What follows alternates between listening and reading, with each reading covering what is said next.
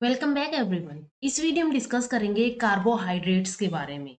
क्या होते हैं कार्बोहाइड्रेट्स, क्या डेफिनेशन होती है, कौन कौन से टाइप के कार्बोहाइड्रेट्स होते हैं।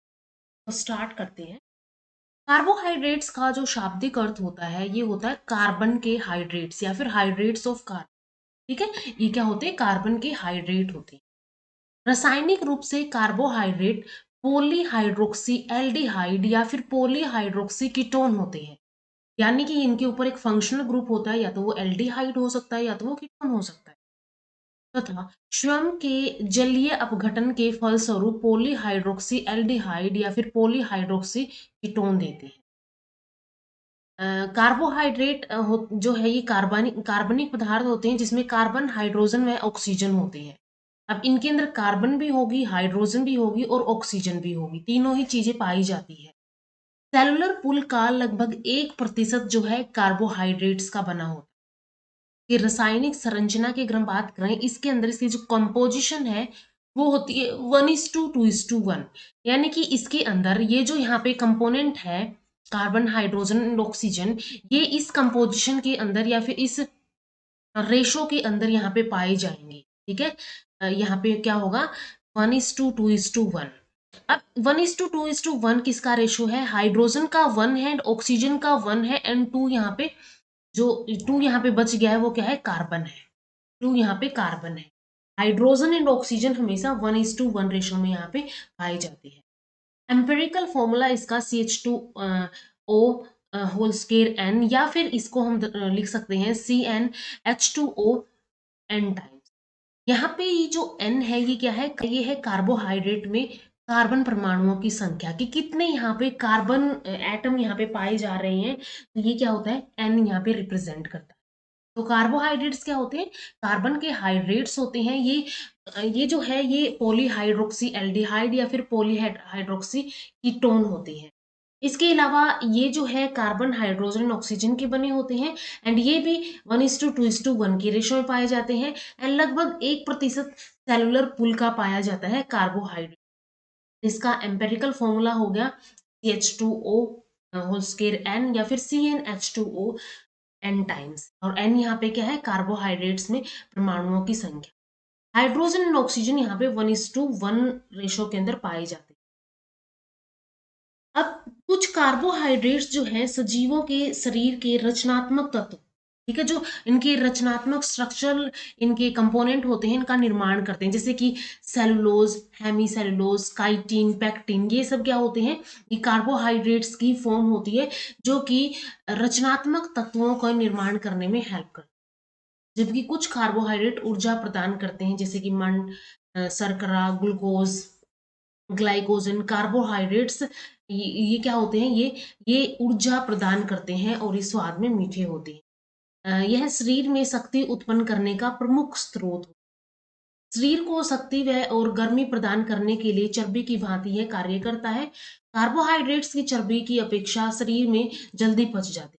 यानी जो कार्बोहाइड्रेट्स होते हैं, और दूसरे हम बायोमोलिक्यूल्स की बात करें जैसे प्रोटीन्स हो गए, फैट्स हो गए, वो जल्दी से नहीं पचते हैं। कार्बोहाइड्रेट्स क्या होते हैं? जल्दी से पच जाते हैं।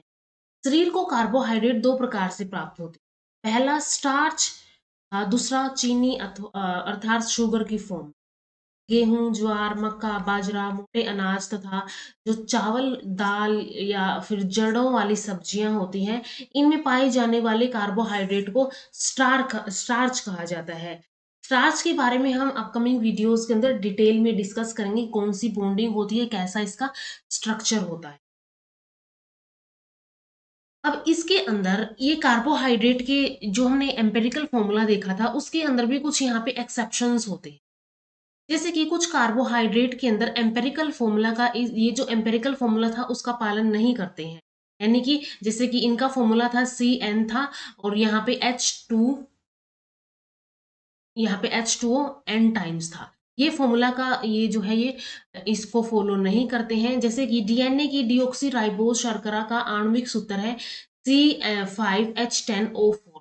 लेकिन ऐसे तो कार्बोहाइड्रेट के हिसाब से ये C5 है अगर, तो ये O10 होना चाहिए था, क्योंकि ये जो है ये H10 होना चाहिए था और O5 होना चाहिए था, क्योंकि हमने देखा था हाइड्रोजन एंड ऑक्सीजन जो है 1:1 रेशो के अंदर प्रेजेंट होते हैं, लेकिन यहाँ पे क्या है, यहाँ पे O4 है।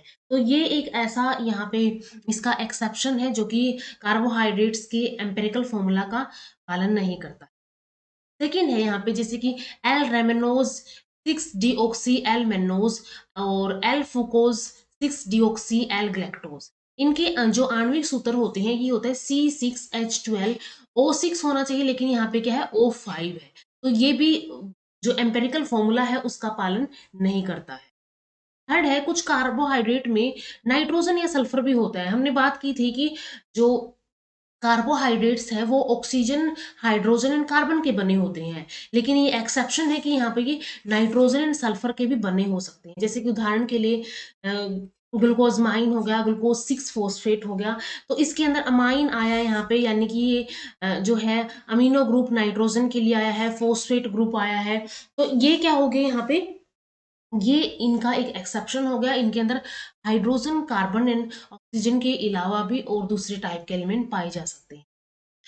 नंबर फोर्थ है यहाँ पे कुछ गैर शर्करा में कार्बोहाइड्रेट, ठीक है, कुछ जो नॉन सैकेराइड्स होते हैं उनके अंदर इनका जो एम्पेरिकल फॉर्मूला है वो, जैसे कि उदाहरण के लैक्टिक एसिड का हो गया, जैसे कि ये हो गया, ठीक है, ये फॉर्मूला जो है ये किसका होगा, ये फॉर्मूला कार्बोहाइड्रेट्स का है, लेकिन ये लैक्टिक एसिड का है। ऐसे ही एसिटिक एसिड, फॉर्मेल्डिहाइड के फॉर्मूले हो गई। तो ये क्या शो कर रहा है यहाँ पे, ऐसे टाइप के नॉन कार्बोहाइड्रेट ऐसे टाइप के एम्पेरिकल फॉर्मूला भी शो कर सकता है। इसके बाद नेक्स्ट हम बात करेंगे कि कैसे इनकी क्लासिफिकेशन कर सकते हैं कार्बोहाइड्रेट की। कार्बोहाइड्रेट मोनोसेकेराइड हो सकते हैं, ओलिगोसेकेराइड हो सकते हैं या फिर पॉलीसेकेराइड हो सकते हैं। मोनो मीन्स सिंगल, यानी कि ये एक शुगर मॉलिक्यूल के बने होते हैं। ओलिगो मीन्स ये क्या होंगे, ये मोर देन 1 शुगर के होंगे, यानी 2 से 10 मोनो शुगर्स के बने होते हैं। एंड ये 2 से 10 मोनो शुगर जो है, जैसे कि ये एक हो गई, 2, 3, 4 ऐसे ही हो गई, अब ये एक दूसरे से जुड़ी हुई है ओलिगोसेकेराइड बनाने के लिए। तो ये जो जुड़ी हुई है, ये जो बॉन्ड है, इसको ग्लाइकोसिडिक बॉन्ड। पॉलीसेकेराइड के अंदर 10 से ज्यादा मोनो शुगर्स की यूनिट होती है, एंड ये किससे जुड़ी होती है, ये भी ग्लाइकोसिडिक बॉन्ड से ही जुड़ी होती है। मोनोसेकेराइड्स जो है ये एल्डोज एंड कीटोज हो सकते हैं, जो हम अपकमिंग डिस्कस करेंगे। अब ये एग्जाम्पल इसके फ्रक्टोज, ग्लूकोज, ग्लैक्टोज, ये एग्जाम्पल हो गई मोनोसेकेराइड। ओलिगोसेकेराइड में 2 से 10 तक सब यूनिट्स मोनोशुगर की जुड़ी हुई होती है। ये फ्रक्टोज हो गया, ये ग्लूकोज मिलके सुक्रोज बनाते हैं, ग्लूकोज एंड ग्लूकोज मिलके माल्टोज बनाते हैं, ग्लैक्टोज एंड ग्लूकोज मिलके लैक्टोज बनाते हैं।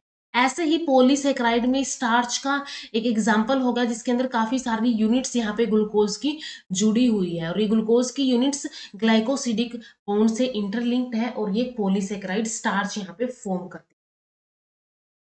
अब ये जो कार्बोहाइड्रेट मोनोसेक्राइड क्या होते हैं, ये सर्ग कार्बन होते हैं, सिंपल कार्बोहाइड्रेट होते हैं, इनका जलीय अपघटन संभव नहीं होता है। ये आधारभूत कार्बोहाइड्रेट होते हैं, यानी कि बाकी जो कार्बोहाइड्रेट है वो इन्हीं से मिलके बने हुए होते हैं, और ये जल में विलेय होते हैं, जैसे कि पेंटोज, हेक्सोज हो गया, ठीक है, पेंटोज का यहाँ पे एग्जाम्पल जैसे कि राइबोज शुगर हो गया, हेक्सोज का जैसे कि ग्लूकोज एग्जाम्पल हो गया।